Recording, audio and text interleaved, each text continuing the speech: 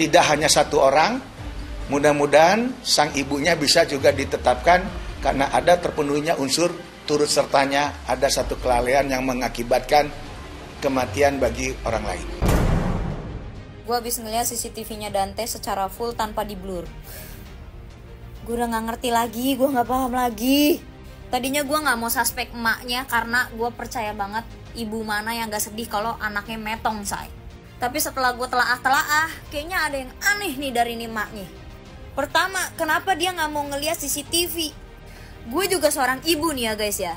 Kalau anak gue mati di tangan orang, apalagi orang yang gue percaya, itu orang bakal gue obrak-abrik, tau gak lu?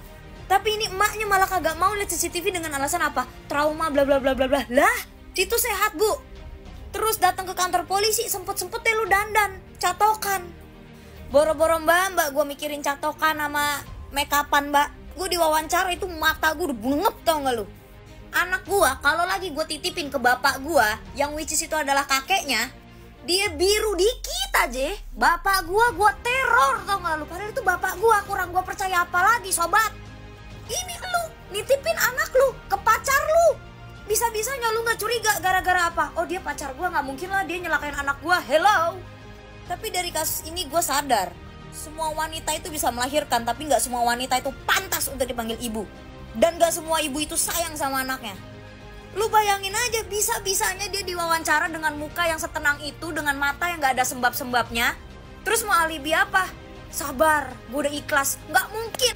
Terus apa? Pas dibilang ada lebam biru di badannya gitu, lu alasan bilangnya apa? Iya, lu yang gigit, kayak seolah-olah lu ngegigit atau ngecubitin tangan anak lu tuh biar lu ngebangunin anak lu. Anak lu nyampe UGD tuh udah mati. Gua ditinggal emak gua meninggal aja, kaki gua rasanya udah melayang, tau gak lu? Boro-boro dandan, dasteran gua pergi. Boro-boro catokan yang ada nih rambut gua jambakin sampai pala gua botak. Tadinya gua kagak mau banget seujun nih sama emaknya. Udah capek.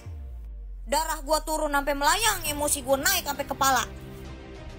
Karena pemeriksaan tersangka masih berlangsung, fakta-fakta masih dikumpulkan, sampai saat ini motifnya masih sedang dilakukan pendalaman oleh rekan-rekan penyidik. Ya, nanti sekali lagi bahwa fakta itu di cross check, diuji satu sama lain ya, dari keterangan saksi yang satu dengan yang lain, keterangan saksi dengan tersangka, keterangan saksi dengan barang bukti, sehingga triangle of evidence dalam teori pembuktian itu bisa terpenuhi. Bukan kemungkinan lagi, memang sudah wajib polisi menentukan itu loh. Artinya polisi nggak boleh tebang pilih. Memang pada saat kejadian atau peristiwa itu kan memang yang diberikan tanggung jawab adalah lakinya ini, pacarnya ini.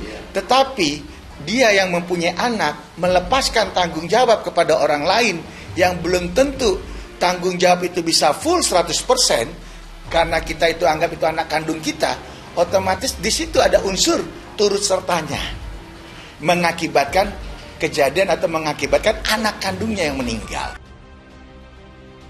Banyaknya fakta baru yang terungkap atas kematian Dante semakin membuat publik yakin bahwa ada keterlibatan Tamara Tiasmara di balik meninggalnya Raden Andante Khalif Pramudityo alias Dante yang tewas di kolam renang umum pada tanggal 27 Januari tahun 2024 silam.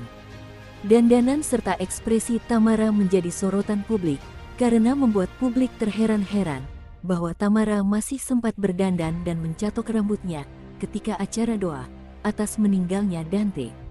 Bahkan, ketika foto bersama rekan-rekannya, ekspresi Tamara dinilai ceria dan tidak terlihat mata sembab yang menunjukkan kesedihan. Keluarga dari tersangka Yuda Arfandi masih yakin bahwa ada peran kuat dari Tamara atas meninggalnya Dante. Seorang praktisi hukum menilai, Tamara seharusnya juga dijadikan tersangka atas kematian Dante tersebut. Karena Tamara dinilai lalai, sehingga menyebabkan anak kandungnya meninggal dunia. Selain itu, polisi membuka peluang jika adanya tersangka baru dalam kasus pembunuhan Dante. Sementara, Polda Metro Jaya tengah melakukan penelusuran terhadap kasus pembunuhan berencana terhadap Raden Andante Khalif alias Dante, anak dari artis Tamara Tiasmara. Pasalnya, Direktur Reskrimum Polda Metro Jaya, Kombes Wira Satya Triputra mengatakan, pihaknya masih menelusuri unsur kelalaian pada kasus pembunuhan berencana tersebut. Seperti yang disebut Togar Situmorang, bahwa Tamara seharusnya juga dikenakan pasal atas kelalaian yang dilakukannya hingga menyebabkan Dante meninggal. Tamara sebelumnya dituduh bersekongkol dengan Yuda Arfandi dengan merencanakan pembunuhan Dante. Ia bersama Arfandi disebut menyambangi lokasi kolam renang sebelum kejadian. Namun, Tamara membantah atas dugaan persekongkolan dirinya dengan Yuda Arfandi. Siapa sih ada yang nyangka? Gak mungkin ada yang nyangka. Makanya sekarang kita mau tahu apa motifnya. Kan sudah pernah dijelaskan bahwa klien kami menemui almarhum itu di rumah sakit. Sudah. Tidak di kolam renang, tidak ada, dan di sana udah. Ya itu yang aku bilang, aku cubitin, aku gigitin. Itu kan gimana ya?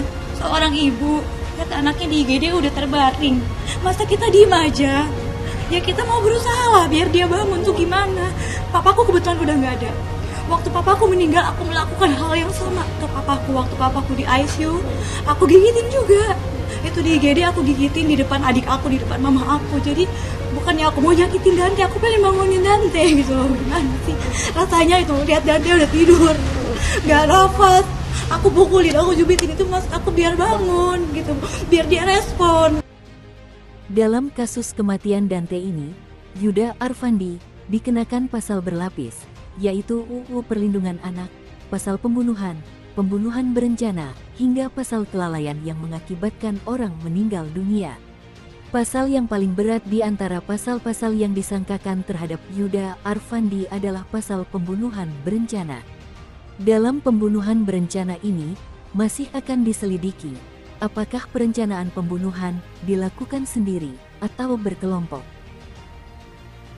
Ya, untuk pasal 76C, kekerasan terhadap anak itu ancaman pidana maksimalnya 3 tahun 6 bulan. Kemudian pasal 338 KUHP tentang pembunuhan itu ancaman pidana maksimalnya 15 tahun.